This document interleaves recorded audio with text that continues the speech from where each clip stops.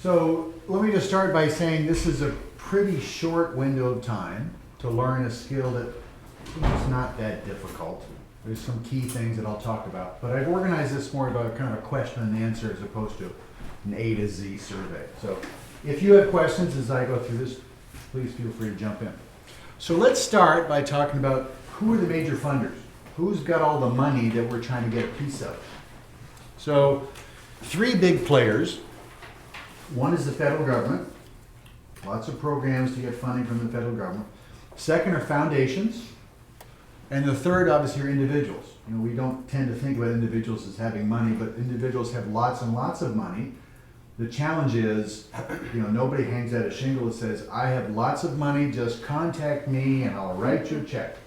Right? It's a whole different way to find funding, so we don't really talk about that much. So I'm going to focus on the first two, federal government funding and foundation funding. So here's the kind of dollars we're talking about. Federal government in the year 2009 had about $500 million. I'm sorry, that's $500 billion because those are billions. I know, the numbers can be staggering. Almost $500 billion that they gave out in a competitive manner in a variety of fields. And then private sources about $290 billion. Now, you'll see that the private dollars, that's a very broad definition of the dollars as I go into it. So this is now taking that blue slice, the private dollars, and breaking it up into more definition. So the biggest piece of this was dollars from individuals, about $212 billion. Now, the caveat I say about that is this is measured by people's donations to charity. And charity includes churches. So a big piece of what you see in red is people donating in the collection plate on Sundays. That's all counted in here as well. But still, there's a lot of other dollars available through competitive means, which is what we're talking about today. Foundations, $41 billion. Bequests, the yellow slice, about $23 billion. And the bequest is somebody leaving money in their will. So when I die, I want all my money to take care of Fluffy, my cat. And I've only got $27 million to do that, whatever it is. And then corporate grants, about $15 billion, sorry, I don't remember the B's. So significant amounts of money. Now the challenge is that while there are significant amounts of money out there, there's also a significant need. One of the challenges that we as a society have is that our ability to help, to provide assistance, and the needs of society are always out of sync. And they're out of sync because a lot of this money, especially foundation money, is the revenue from investments. A foundation is set up by someone who has a lot of money that wants to do some good over time. So to set up a foundation is, from a cynical standpoint, it's a way to avoid taxes, but it's also a way to have your legacy continue on and on.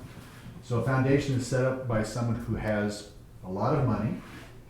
I would say if you want to start a foundation, you probably need to start at $1 million and going up, because you're investing those dollars, let's say it's $1 million, it's invested, and then it's only the interest that's given away every year.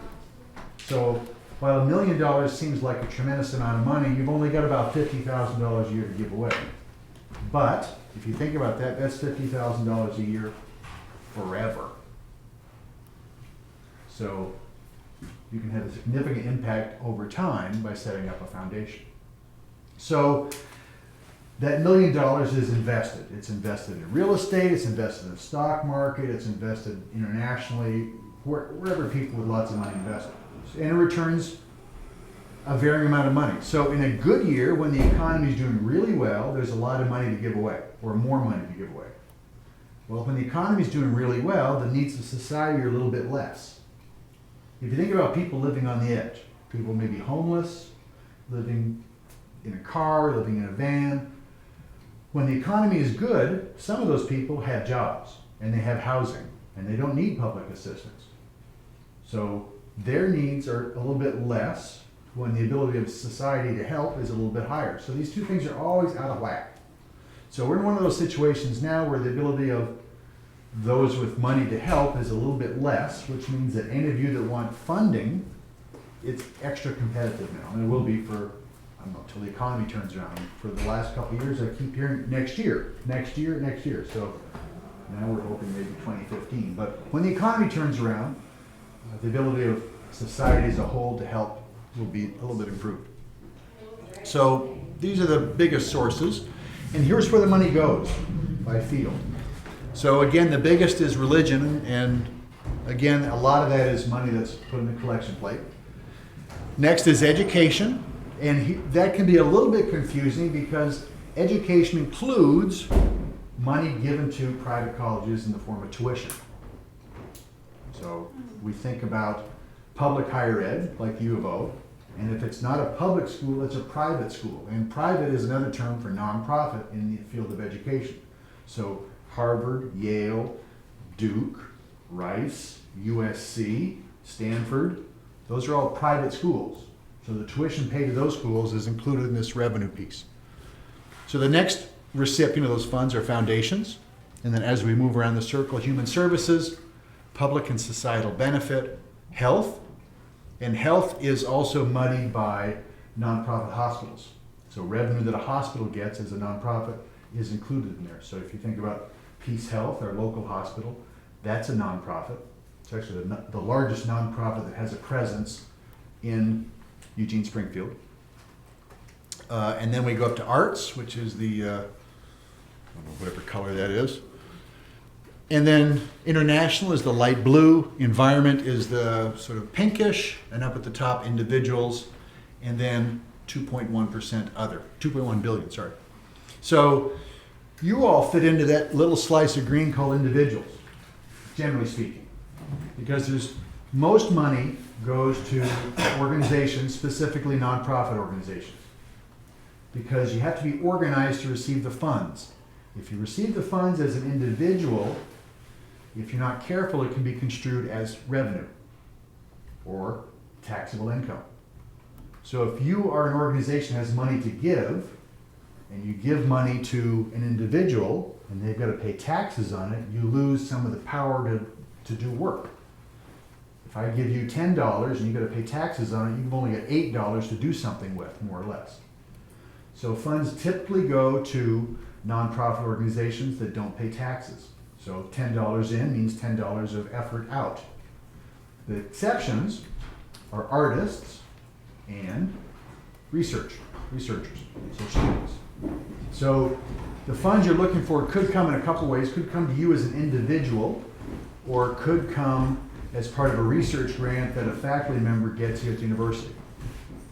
So those dollars could come to you in the form of employment, right? You could have a GTF, you might be doing research. It could come in the form of just an outright grant you can go work with. There's a lot of ways that would look, but if the funds come to the university, then there's no tax implication for you unless you're hired to do something. But as individual researchers, then you're one of the two sort of exemptions that fit in that little slice at the top of individuals. So here's what foundation giving has looked like over time. And again, three big sources of funds: federal government, foundations, and individuals. And we're going to let individuals go and focus on the first two. And as I was saying earlier, how funding from society as a whole to support the issues that are out there are out of sync with societal needs. So this is the return on investment that foundations have got. So if you look at these years in the late 90s, this is the dot-com boom. The economy's growing, more and more dollars to give to help society. And then 9/11 happens. We're flat for a few years. Things start to pick up again in the late, whatever that first decade of the century is going to be called. We haven't come up with a name with it yet. And then again flat with the recession that hit end of 2008, and still a little flat for a couple years. So again, this trend, the ability of foundations to give, is pretty much mirroring what's happening in the economy. So who's giving all that money? There are billions of dollars being given away, and where is it going? So there are about 81,000 grant-making foundations in the U.S. Pretty significant number. And their total assets, in other words, the pile of money that they have that's invested, that is generating interest, that pile of money, that's $660 billion. I mean, it's a staggering amount of money. And in recent years, they've paid out between 5 and 6%. So as I said, one of the things about starting a foundation is that you don't pay taxes. So that when Bill Gates sets up his foundation, or set up his foundation about a decade or so ago, huge transfer of funds from sort of his personal wealth to this organization called the Bill and Melinda Gates Foundation. That's about $25 billion. So he doesn't pay taxes on that transfer. So that's something IRS decides on behalf of us as a country, that foundations will not pay taxes. The trade-off to that is that they have to be transparent. So when you and I file our tax returns at the end of the year, in the next couple of weeks, that's private, right? Nobody can go and find out, hey Mariah, what did you pay in taxes last year? I'm gonna go to the IRS and look at your 1040. No, that's not publicly available. For foundations it is. So a foundation has to report every year how much money they started with, where did they invest it, and who did they give it away to. So that's part of the deal that a foundation sets with the IRS as far as forming a nonprofit. That transparency ensures that it's not a ruse for somebody to avoid taxes. You know, you start a foundation, you hire all your family members, you don't give any money away. That's a great tax dodge. So foundations have to give away 5%. And when the economy is good, they can do in excess of that. So that's a requirement as well. You can't just sit on the money and do nothing with it. You have to give away 5% a year. So that's the interest that the money generates. So in 2011, that amounted to about $49 billion. So that's a significant amount of money, and that's one of the sources of funds for the kinds of ideas that you talked about when I first started. And then giving is going to stay level until the economy picks up. Again, it's supposed to be next year. That's what we've been saying for a couple of years now. So about 98% of those $49 billion go to nonprofits. 2% go to individuals. And again, I said the two categories: one, researchers of various flavors, and artists. They're the only ones that typically get funds as individuals. About 6,000 foundations fund individuals. And about 76% of US-based foundation dollars are spent in this country, and about a quarter support international work. So even though the quarter is not a big slice, that's a quarter of $49 billion. That's something you can probably get by on. So how do you find funding for all your ideas? How do you do the research? Because many of you had an idea, but your next step then is to say, well, how do I connect with whoever's got all this money? So we'll talk about how to do the research. Two ways to do it, and I'll start with foundations. So with foundations, you can actually go to the library and look at books, or you can do it online. So I'll talk about those two techniques for finding foundation dollars, and then I'll talk about how to find federal dollars. So first, starting with foundations. If you want to be old school and actually look at books, you can do that. The way you start is by taking your idea and thinking about all the keywords that would describe your idea. So think about, you all gave me a 30-second snippet on what you were thinking about doing. Think about individual words or small phrases that would describe your idea. So with that list of keywords, you go to the library and you look at table 7. If you know where the research desk is, a kind of large half circle or circular desk that the research librarian sits in on the main floor. And right behind them, towards the back, which is the south, is table 7. Table 7 is about 6 feet long, seating on both sides, and a bookcase in the middle. All the books around finding funding are all in the same place. So you look at the titles and see which ones match what you're interested in. There's a book there that says funding for arts and humanities, funding for women, funding for international projects, funding in the state of Oregon. Look at the titles, pull down the ones that match what you're thinking about doing. With each book, you start at the back and you look at the keywords. So you look up your keywords, and then below your keywords, you'll see all the foundations in that book that support your idea. So we'll take you through what that looks like. So here's a page out of the book, or out of one of the books, and the topic I came up with for this little example is youth development. So you see top of the left column, the keyword I looked up was youth development. This is a national book, so the next level of division below that are state levels. So within youth development, I scrolled down, I went to Oregon. So top of the center column, you see Oregon has 2 foundations that support youth development. The Meyer Foundation, number 8003, the Salem Foundation, number 8012. So with those 2 numbers, I just flipped to the front of the book and you look in more detail on those 2 organizations. So here's the Meyer Foundation. The Fred Meyer Foundation is based in Portland, established in 1997. Some financial information, fields of interest, food services, and youth development. So those are the only areas they fund in. As you look through this, it doesn't matter how good an idea you have. If you find a funder and they don't fund what you're doing, move on. No one is going to say, my God, that idea is so good, we are going to change the way we do things just to fund you. No, that will not happen. So do the research, find matches. If it's not a good match, move on. So their field of interest is said food services, youth development, that's one of my key words. Types of support, general or operating support or program development.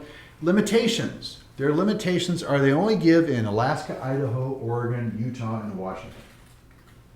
Now there's 50 states, why do they only fund in 5?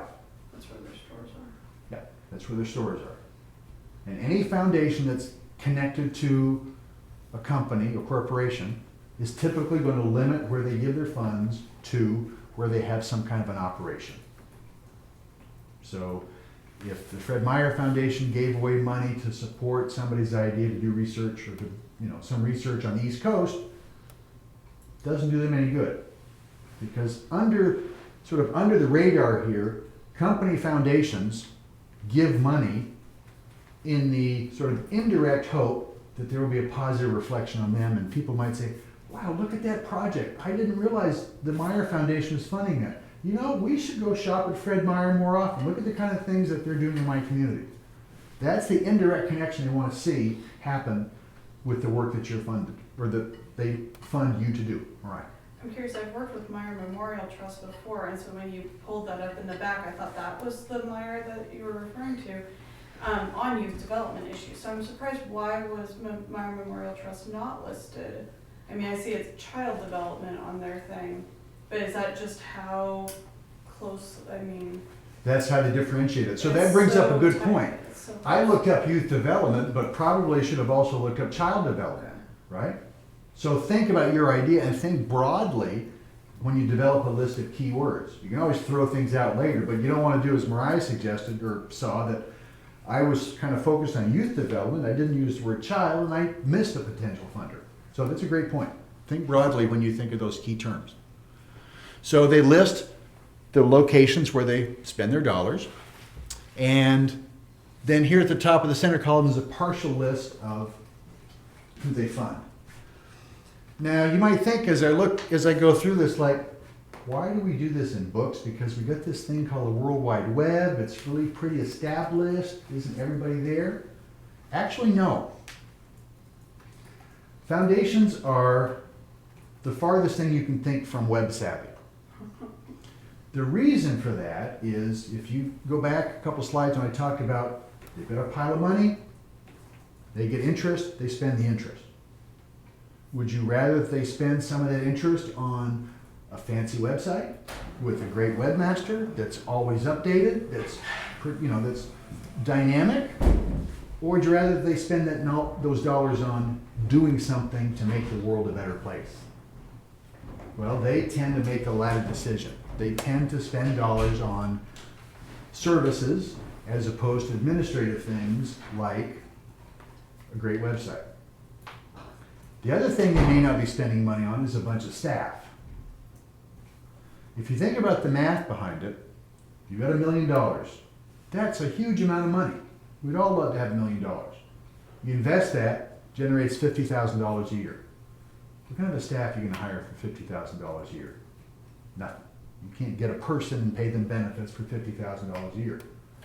So, wow. So you're looking at maybe $10 million in your initial investment to generate $500,000, and then maybe at $500,000 you can afford to spend 20% of that on somebody. Right? So foundations typically don't have a lot of staff, and it's probably more likely that the foundation that you're dealing with might be very small and may just have somebody who does this on the side. If you think about the whole range of what a foundation could look like, I talked about the Gates Foundation. They're the largest in the world. They got about $25 billion. They have a building in Seattle that's worth $700, $800, $900 million. Just to give you a rule of thumb, the new hospital out at Riverbend, that's about a $550 million hospital. So you take that, add about 50%, and that's about what the building is like that the Gates Foundation has in Seattle. When they were building the building, there was such pushback about, you're spending all these dollars on this building when you could spend a lot more dollars out making the world a better place. The pushback was so significant that Bill Gates stepped up and said, okay, I will throw in a couple $100 million more to drop the cost of the building so we can kind of put this to rest. So that's an uncommon experience. The Gates Foundation is huge, and there's a couple others that are, sort of a couple steps down, but still the Gates Foundation alone is bigger than the next 2 or 3 foundations combined, a huge disparity. More likely, when you think about foundations, is we'll go to the other end of the financial spectrum. We'll think about an organization that has, $1 million. Somebody left you $1 million. You've got a distant relative, you don't even know them, they left you $1 million. So now you've got $1 million that you have to invest, and with that $1 million, they've given you some stipulations. Here are the kinds of things I'm interested in. So you've got $1 million to manage, and you're thinking, wow, I'm going to grad school, I'm kind of busy, but I've also got this huge responsibility. Okay, what do I do with it? So your job would be to manage the funds, you'd be answering questions, you'd be writing checks to people that you decide to give the money to, and that's a much more likely scenario of what a foundation looks like. Somebody doing it on the side, or maybe they've got a half-time employee. So because of that, you're not going to have much in the way of a website for smaller foundations, and you may not have a paid staff. You may call somebody up and you're talking to somebody who's got a day job or whatever, and they're doing this on the side. Who knows? So that's a more likely scenario than having a full paid staff. So that's why doing the research in the books and finding out that somebody doesn't have a website is not that unusual. So foundations are not sort of keeping up with the web because that's not where they're choosing to put their dollars. So here in the middle, you see a list of who they gave money to. Now I'll tell you in a few minutes about why that's important, but just keep in mind that some of this stuff is available in the books. So this is our first foundation. Remember, we're looking up youth development. We found 2 foundations in Oregon that support youth development. This is the first one, the Fred Meyer Foundation. The second one is the Salem Foundation. The Salem Foundation is a community-based foundation. Now, you can tell it's a community foundation because there's a geographic name in the title, the Salem Foundation. So that means they only give money in the Salem area. All the money came in from the Salem area, it's all spent in the Salem area. And community foundations are all over the country. The biggest is in Cleveland because I think they were the first, and then Kansas City has them, and New York, and they're all over California. In Oregon, because we're a fairly rural, fairly poor, fairly low population state, the whole state is covered by the Oregon Community Foundation. They're about the 7th largest because they're such a big geographic area. So the Salem Foundation only gives money in Salem, and then here are their fields of interest. Elementary and secondary ed, education, botanical gardens, healthcare, parks and playgrounds, youth development, human services, family services, and then for balanced Protestant agencies and churches, Roman Catholic agencies and churches, and their giving is limited to Salem. So they're all over the place with their ideas. So why are they all over the place with their ideas? So let's go back to your example. So remind me of your name. Crystal. So Crystal is sitting on the $1 million. Crystal's a busy woman. She's going to school. She's doing research. She wants to think about a job. She doesn't have time to be managing $1 million investment.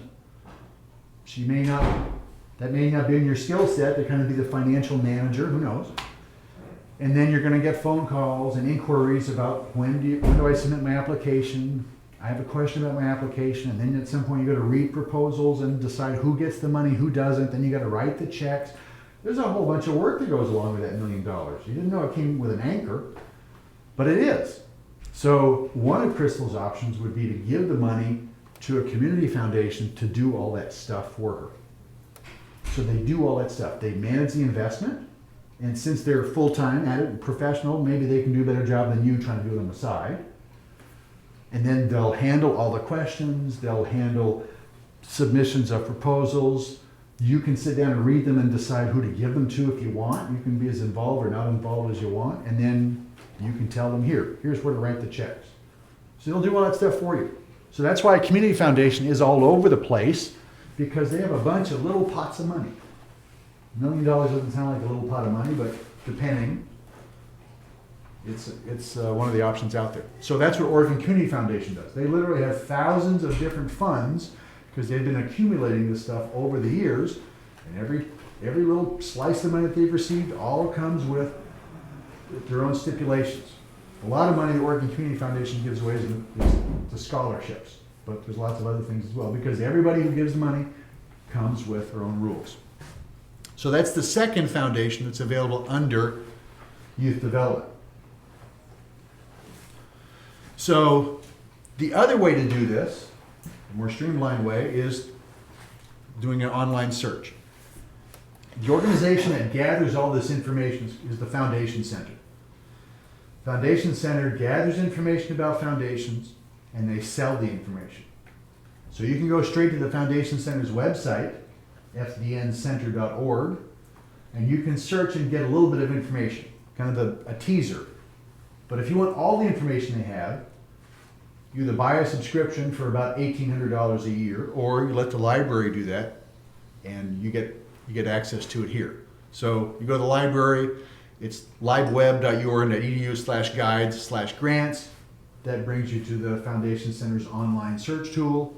You do the same kind of search there. You put in keywords, they'll give you a list of foundations that match. You drill down with each foundation and decide who's worthy of additional research. One other thing you want to do is follow up with the foundations that are interesting to you and look at their tax return. Remember earlier I said one of the things that comes with setting up a foundation is you have to be transparent. So the tax returns that we do that are private, foundations have to make public. So as I said, it shows how much money they had at the beginning of the year, how much money they had at the end of the year. Did they buy and sell stocks? Did they buy and sell real estate? Did they buy and sell bonds? All that stuff is tracked. It's all shown in there. And then what you want to see is who do they give their money to? Everybody that they gave money to last year is listed. Name and contact information and amount.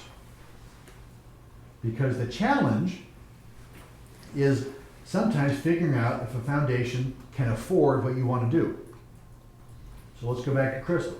Crystal's sitting on $1 million. That's pretty significant. However, she's got $50,000 to give away. You're in the field of physics. If you need $25,000 and it's the kind of thing that Crystal matches, it's like that's half the money that she has for the year. She's probably not going to write you that because that's so big compared to what her resources are. So you want to look at the list of organizations that your foundations have given to kind of get a sense how much they give away. Because no matter how much money you want, for some foundations, it's too much. And for others, it might not be enough. You know, for the Gates Foundation, they might not mess with $25,000 requests. It's too small. It's like pocket change. It's like the money that falls out of your pocket in the back of the couch. It's hard to believe, but they have so much that might be one of their ways of thinking. So you want to kind of find that sweet spot, the foundations where the amount that you need is sort of within their funding range. So the IRS 990 is the place to get it. So you can get to 990s by going to the Foundation Center's website or GuideStar. Either one. You search for the foundation. Once you find the foundations, you look for a link to their IRS 990s. It's probably under financial information. So that gives you a sense of who have they funded, and if you find something there that is similar to what you're looking at, you could follow up directly with whoever got those funds. You know, much like if you're doing research on where you want to go to school, right? Graduate programs. One way to do that research is find somebody who's already there and talk to them. They know what it's like to go to grad school at such a place. So some of you might have done that before you decided to come to the U of O. You had friends or somebody you already knew that was here. Tell me what the experience is like. Do the same kind of thing here. You go to the 990, you find out who's been funded. If there's something similar to what you want to do, contact them and talk about their experience. The more information you can gather, the stronger your application is, the better the chances that you're going to get funded. And then finally, corporate websites. Remember I said earlier the Fred Meyer Foundation is only funding in 5 states because they have a limitation on where they have a presence. Well, every corporation's got that limitation. So if you know of a corporation, or if there are corporations in the area that you want to be working, who's got a presence there? So Eugene Springfield, for example, all the big box stores at the malls, all the cell phone companies, all the big employers, and anybody you can think of that has a presence here will give money here. Whether it matches your needs or your ideas, that's a different story. But that's at least something to look into. So, I talked about calling other nonprofits to get information, and then local companies and determining their giving practices. So that's finding information about foundations. Any questions about that before I switch gears and talk about federal government? Are you finding, one of the big issues we had at the last nonprofit I was with was that they would only fund startup programs. They wouldn't fund the long-term management of a program, which was really devastating. And frustrating. And really frustrating because we would get a big grant, we would start a really cool program and do some really great stuff, and then the sustainability of it was just very difficult, and trying to keep it going with no money, but then you couldn't reapply because it's no longer a startup program. Yep. Are you still finding that as a major trend in giving? So here's the challenge. So what Mariah's talking about is starting a program, right? You need money to get something up and going, and then once it's up and going, you need to continue to operate it, right? Because whatever that program is designed to do, the need doesn't go away after you've spent a year on it. I'll talk about that in a minute, but what a lot of you described to me is more of a project. You need dollars for 6 months, 12 months, 18 months to do this discrete piece of research that for many of you will lead to a thesis or dissertation. So why the difficulty around programming? The difficulty is that foundations like to help you get stuff up and running, but once it's up and running, you're supposed to have your own way of keeping it going. Now, a lot of times that's easier said than done, right? But the analogy is like a bank. You know, if you want to start, we'll say a restaurant. So if you want to start a restaurant, you need some startup funds. So we'll say you go to the bank and you say, you know, I want to start a restaurant, I need $100,000. So the bank's going to say, I want to see a business plan. So we'll say you got a business plan that shows, you know, here's how I'm going to spend the money, and then once I've spent the money, then here's what my projected revenue streams, and you can see clearly from these revenue streams that I can pay the money back. Because the bank is in the business of only lending money to places that are going to have a high probability of paying the money back. Now, if you went to a bank after you've been in business for 10 years and said, you know, times are tough. I'm just making ends meet at my business. I've had this restaurant, it's been successful for 10 years, but it's really getting tough, and I'm making less and less money every year, and I'm just barely hanging on. Can I have a $100,000 loan? No. What are your chances of paying it back? If you're struggling, getting an infusion of cash from the bank is not going to help you to stop struggling because you got to pay the money back. So foundations are more likely, if you want money for a program, to give you those startup funds with the idea, the understanding that you know how to make it keep going afterwards. Sometimes you can, sometimes that's part of the model, sometimes that's a lot harder. That's not an issue you're going to face for a project, which is what I think a lot of you have an idea about. Because you have a discrete piece of work, you need to fund it, do it, you're done. You're moving on to something else afterwards. That's a little bit easier thing to find. So those are foundations. Let's talk about the federal government. Federal government, it's a whole lot easier, right? We've got 81,000 foundations, we've got one federal government. Now, the federal government's got a lot of different departments and agencies, but you can start at one place and kind of whittle down. 2 starting points.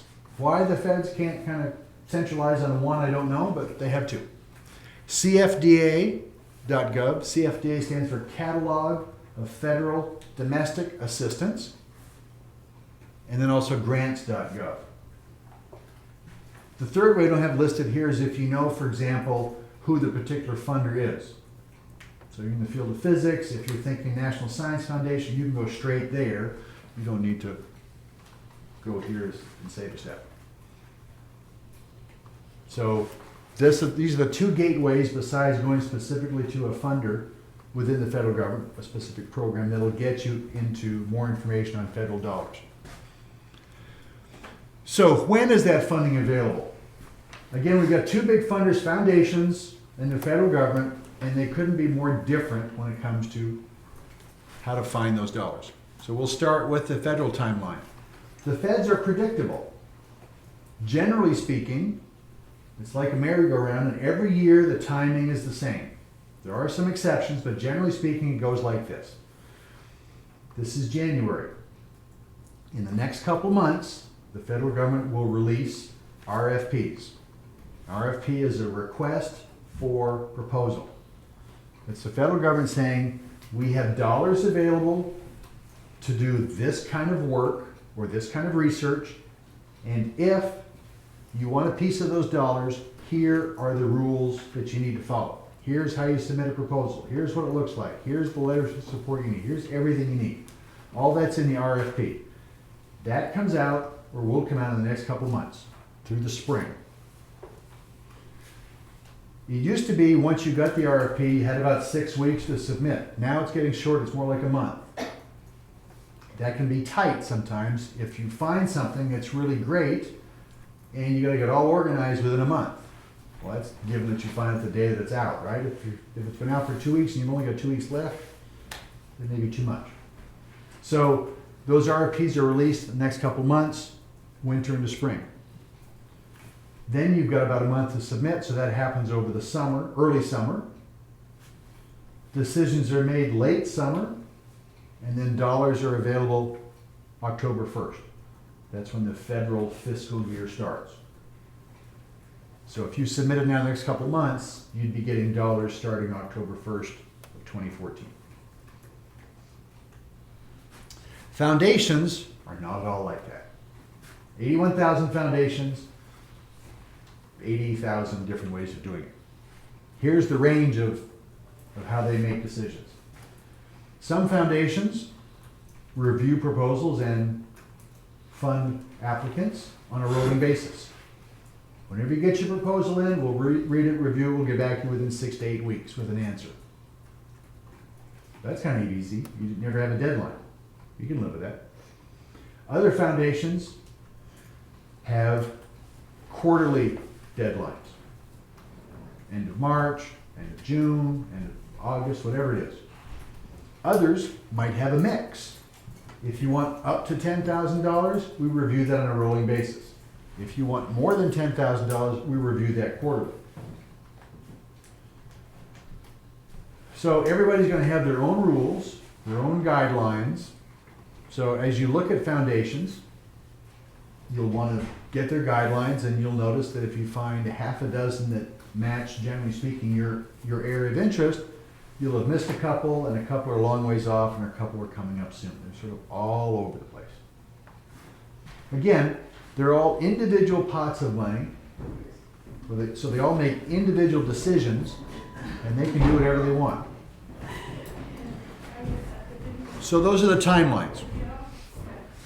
As you look at funders, these are the filters you want to be thinking about as you approach a particular funder. Like I brought up youth development, for example, and here are the things I'd want to think about as I went from, okay, they fund youth development, would they fund my particular idea?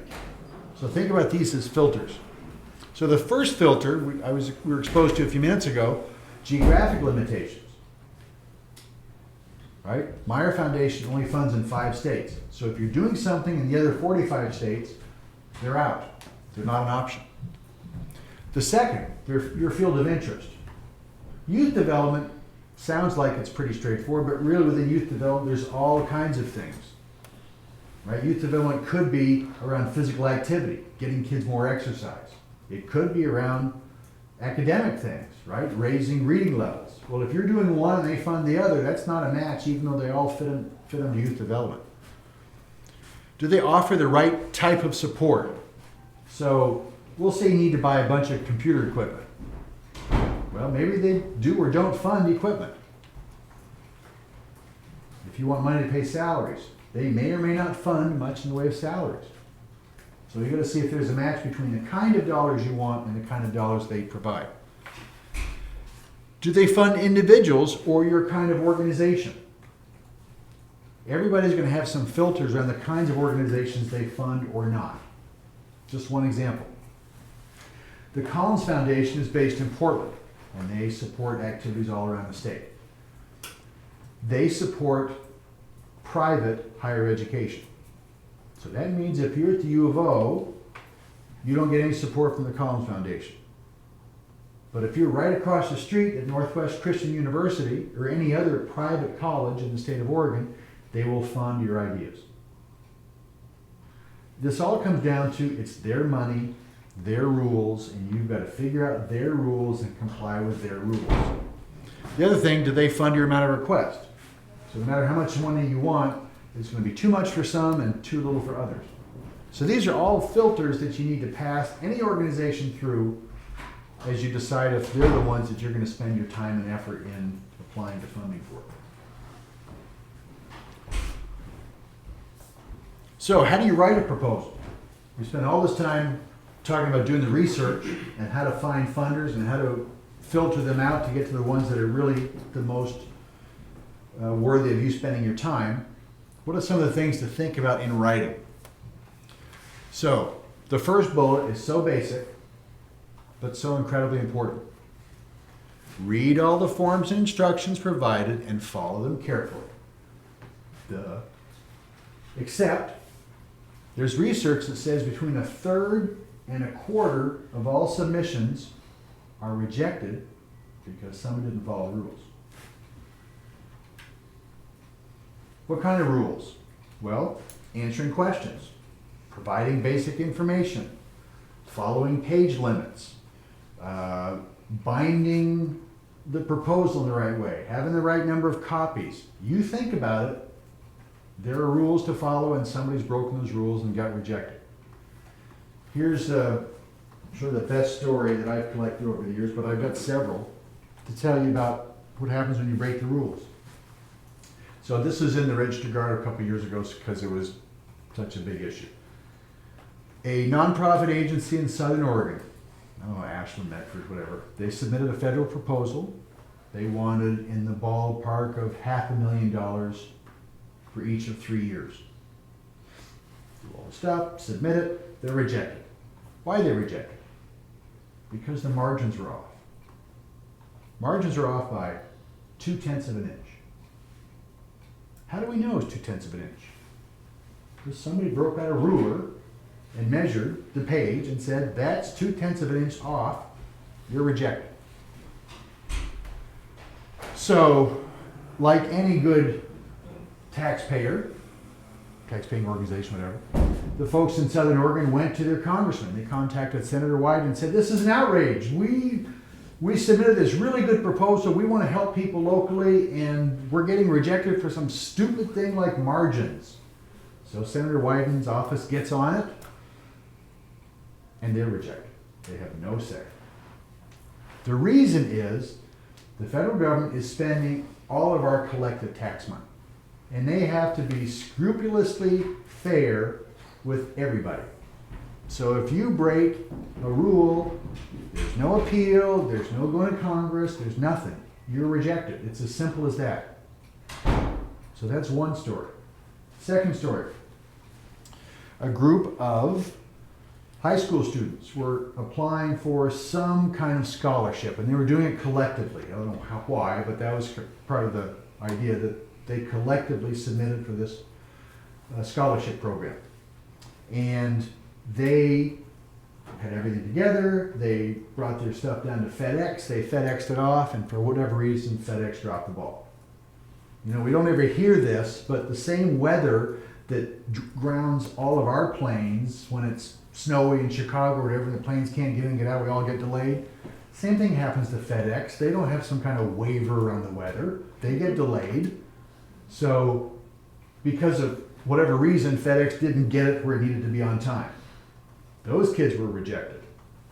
Those kids had savvy parents. The parents said, hey, come on, these are just great kids, and blah, blah, blah. And they started raising a ruckus. And the funders said, no, but the rest of the story is that FedEx heard about the ruckus and FedEx funded those proposals because they didn't like the bad publicity.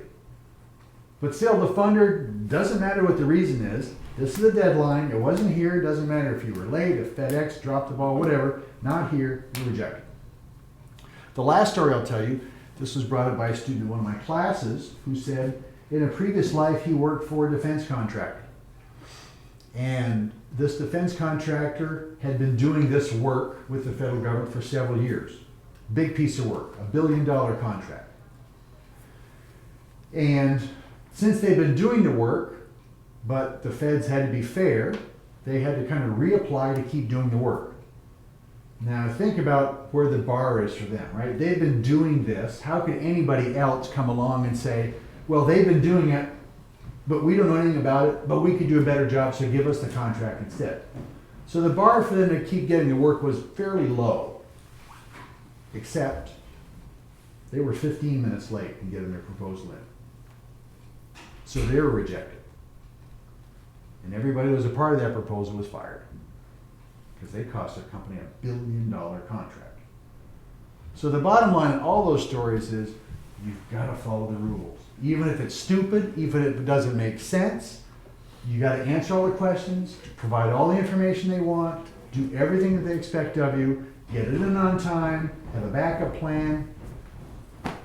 Because this is pass-fail, right? It's not like you hope for an A, but you're happy with a B because you're done. No, it's either pass or fail. You get rejected. It's not like you can just resubmit the next day or the next week. You may have to wait a whole year for another funding cycle, depending on who the funder is. So spend the time to read the instructions and fill out all the forms provided and don't miss anything. As you do that, you've got to maintain a balance between being concise and having enough detail to describe what you're doing. Now, all of you, when I asked you at the beginning, took 20, 30 seconds and talked about your ideas. If I said, now do that again, but take 10 minutes, would you tell me a much more detailed story? And it's the same thing with proposals. You want to get your story out there, but you have to do it within the limits. So use all the space they give you to tell your story and to make the case why you're deserving of funding. Going back to those folks in Southern Oregon, why were their margins off by 0.2 of an inch?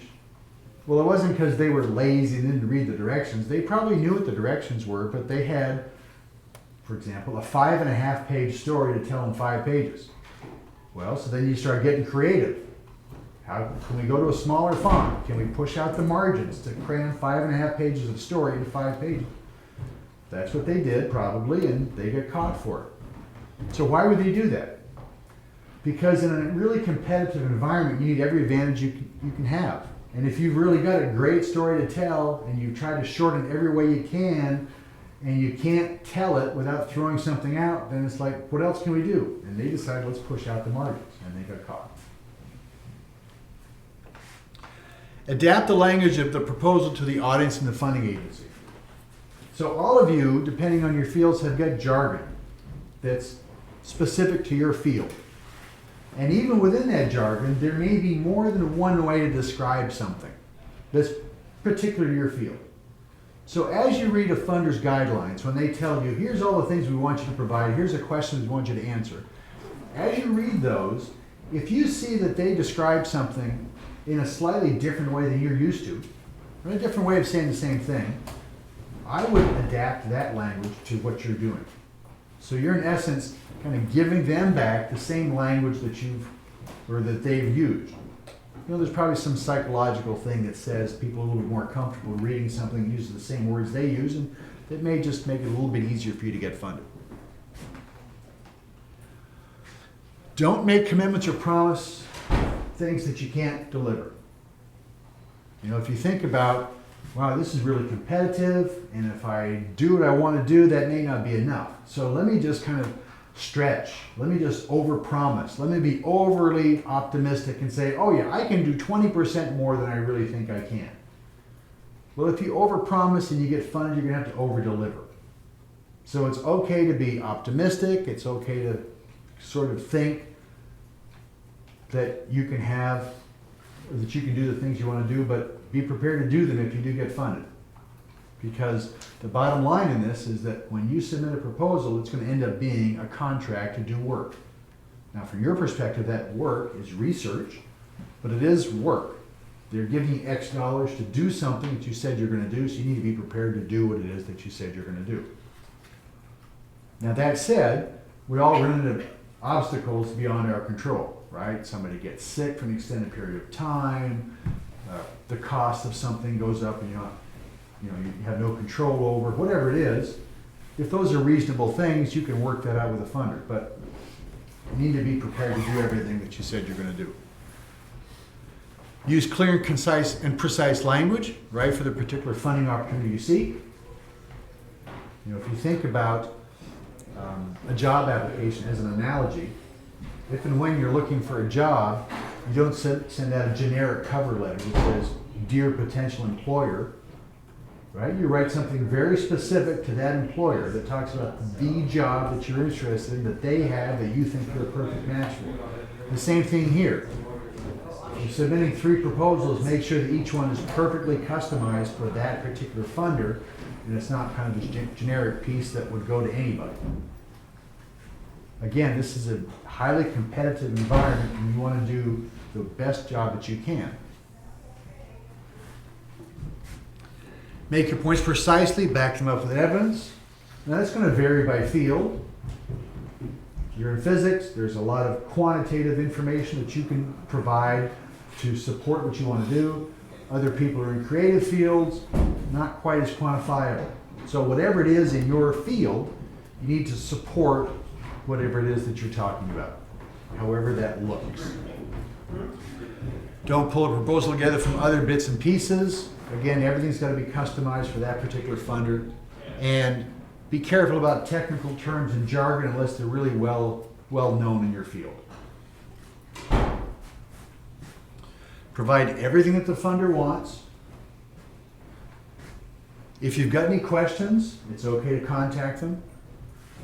One of the things about this process is that funders are they're like good professors. If you think about any class that you took, undergrad, grad, you get a range of professors. You get some who have a syllabus that's not very well laid out. You're not quite sure what you're going to cover. You get to midterm and or the final. It's like, whoa, what is this? This isn't what I expected. We talked about this in class, and now here's the midterm or the final. You just don't do your best because there's not a good correlation. Or you have a really good professor who says, this is what we're going to cover. They cover it. And then you have a test at some point that actually covers what they said they're going to cover, and it's in sync. And you feel like, okay, I did a really good job in that class because I was prepared for the midterm or the final because they told me what the topics were going to be, and that's exactly what they were. So funders are like the latter. They want your best work. So they get your best work by being as clear as they can be about what their expectations are, so that you can meet their expectations, so that you submit your best quality proposal. So that being said, again, provide everything that they're looking for. What I do, and this addresses the last bullet, is they will probably give you an outline of the kinds of pieces they're looking for. Sometimes it's clear, sometimes it's more vague, but the idea is I answer all their questions exactly in the order that they ask them. And if they have a structure about 1, 2, and 3, and then within 1 there's A, B, and C, within C there's 1, 2, 3, I follow that. Whatever outline they have about provide this, answer this question, give me this, give me that. I just follow what they provided and give them in the same order. The piece you never know is what happens after you submit. And for all you know, you'll submit something and it goes in 3 or 4 different directions because different groups are looking at it. So while it may not make sense to you about why do they order these things in this way, this doesn't make a lot of sense. Because if I was doing this, I'd have this piece here and this piece there. No, don't go there. Just realize that you don't know what happens after you submit, and the order that they have things is probably based on some kind of internal process that makes it easier for them to review and make decisions. So follow it to the T, and that makes it easier on everybody. So what are funders looking for? Right? In this case, we're sort of turning this around. Instead of saying, I want money, you want to think about it from the funder standpoint. What are they looking for? What do they want? So when I submit this proposal, am I going to be providing what they need? So here's the kinds of things that they're looking for. They're looking for ways that the funding that they give you is going to make them look better. If you did something controversial, something that brought negative attention to yourself, man, you'd be radioactive. They'd want nothing to do with you.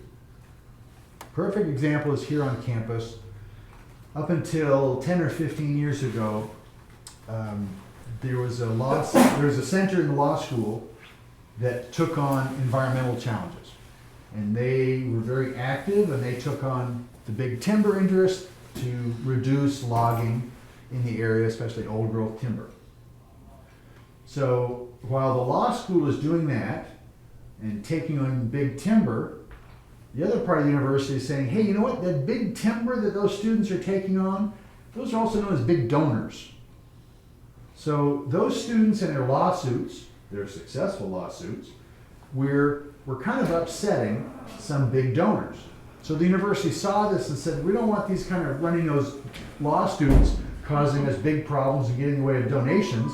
So they basically kicked the students off campus. So that function still exists, but they're a separate organization off campus, so the university is not connected to them. So they may still be doing great work, and they may still be upsetting timber interest, but nobody's making the connection that those students are doing it under the sponsorship of the U of O. They're a separate organization.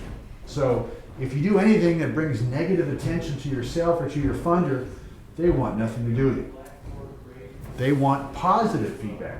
Going back to the Meyer idea, I said, they fund in 5 states because they want whatever their grantees are doing to make them look good, to have this positive glow that they somehow can connect back to additional business, additional revenue. So if you are doing something that's like a program, as Mariah said earlier, but maybe not applicable to you, you need to have some idea or some plan for how you're going to continue it. Doesn't necessarily apply to research. And then, what about your goals and objectives? Again, as individuals, you don't really have goals and objectives beyond you want to get a master's degree, you want to get a PhD. To do that, you've got to do a research piece. Here's the research piece I want to do. So that, it all kind of fits there. That's about as far as you have to go. That's an easy bar, but it's still something to consider. You want to be cost effective. Don't be too frugal. It's okay to, if you have expenses, it's okay to charge for those expenses. The bill is in the proposal, but, just be careful about spending money wisely. Again, how do you make the funder look good if that's applicable? Are you doing something that's original and effective? Well, if you're doing research, that by definition is original. The idea is that there's some kind of body of knowledge that already exists, and you want to do research to add to it. So as part of your proposal, you'll need to talk about here's what we know now, and here's this little piece that I want to learn more about, and this is what I want funding for. And will your program solve the problem it's trying to address?